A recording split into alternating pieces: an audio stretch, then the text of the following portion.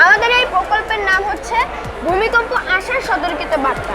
মানে ভূমিকম্প আসার 5-6 মিনিট বা তারও বেশিক্ষণ আগে আমাদেরকে এই অ্যালার্মটা সতর্ক করবে যে ভূমিকম্প আসবে নাকি আসবে না, আসলেও কত মাত্রা হবে সেটা আনুমানিক। আমাদের এই প্রজেক্টে সেন্সর লাগানো থাকবে যা কিনা 15 থেকে 65 কিলোমিটার গভীরে থাকবে। কারণ ভূমিকম্প যখন উৎপত্তি হয় একটা বাতাস বা একটা তরঙ্গ উপরে, মানে যত গভীর থেকে উৎপত্তি হয় তখন এটা উপরে ওঠার চেষ্টা করে নিজের উপকেন্দ্র স্থল বানানোর জন্য। কিন্তু এই উপকেন্দ্র স্থল যখন বানাবে এর রেঞ্জ থাকবে 15 থেকে 65 কিলোমিটার, যা আমাদের এই সেন্সর খনন করে লাগিয়ে দেওয়া হবে যেন সেই সেন্সর ডিটেক্ট করতে পারে আসলে ভূমিকম্প আসছে কিনা। ভূমিকম্প আসলে সেন্সর তার র্যাড সেন্সর মানে ইঁদুরের সেন্স ক্ষমতা কাজে লাগিয়ে সে অ্যালার্ম বাজিয়ে দেবে। অ্যালার্ম বাজিয়ে দেওয়ার পরে এই যে সার্ভার, এই সার্ভার থেকে মোবাইল টাওয়ারে একটা তথ্য আসবে। এই মোবাইল টাওয়ার রাউটার মতো কাজ করে।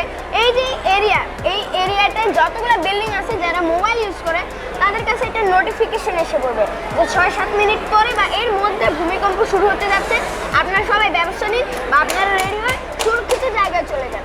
যারা নেমে সুরক্ষিত জায়গায় চলে যাবে তাদের জন্য কিন্তু ভালো, কিন্তু যারা এইটুকু সময়ের মধ্যে রেডি হতে পারবে না তাদের আসলে কি হবে, ভূমিকম্প শুরু হয়ে গেলে তারা বিপদে পড়ে যাবে। তখন আমাদের এই মোবাইল টাওয়ার কি করবে, এই মোবাইল টাওয়ার তাদেরকে নির্দেশনা দিবে যেন তারা সার্ভাইভ করতে পারে।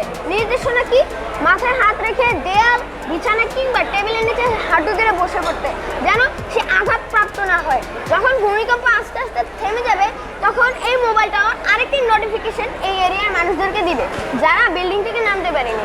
যখন তারা নেমে যাবে এই সেন্সর আরেকটা কাজ করা শুরু করে দেবে, সেটা হচ্ছে আফটার শক।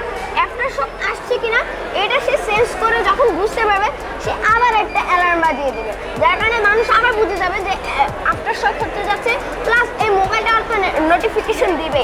এবং এই অ্যালার্মের আরেকটা বিশেষজ্ঞ হচ্ছে এই আনুমানিক শব্দ, মানে এই শব্দ দ্বারা আনুমানিক ভূমিকম্পের মাত্রাটা আপনাকে বুঝিয়ে দিবে।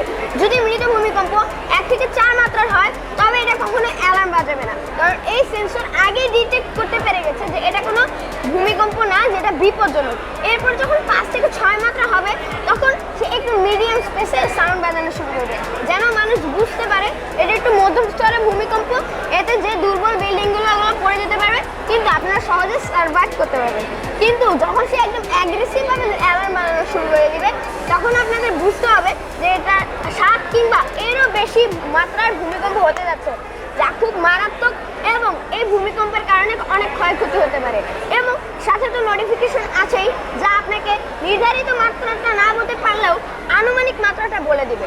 এই প্রজেক্টটি যদি আমরা বাস্তবায়ন করি তাহলে সমাজে এটি খুব গুরুত্বপূর্ণ ভূমিকা রাখছে। কারণ আপনারাই দেখছেন এই বৈশিষ্ট্যের কারণে কিন্তু একটা এরিয়ার অনেক মানুষের জীবন বেঁচে যাচ্ছে। আর ভূতত্ত্ববিদরা একটা ভয়ঙ্কর তথ্য দিয়েছে, 100 বছর পর পর বাংলাদেশে খুব বড় ধরনের ভূমিকম্প দেখা যায়, যেমনটা আমরা 1822 সালে এবং 1918 সালে দেখেছি। তাই আমরা যদি আগে সতর্ক হই, আগে এই জিনিসটা বা এই অ্যালার্মটাকে আমরা নির্মাণ করি তাহলে কিন্তু বাংলাদেশের ক্ষয়ক্ষতি কম হবে এবং জনসংখ্যাও কম মরবে, মানে তারা বিপদের হাত থেকে বেঁচে যাবে। ধন্যবাদ।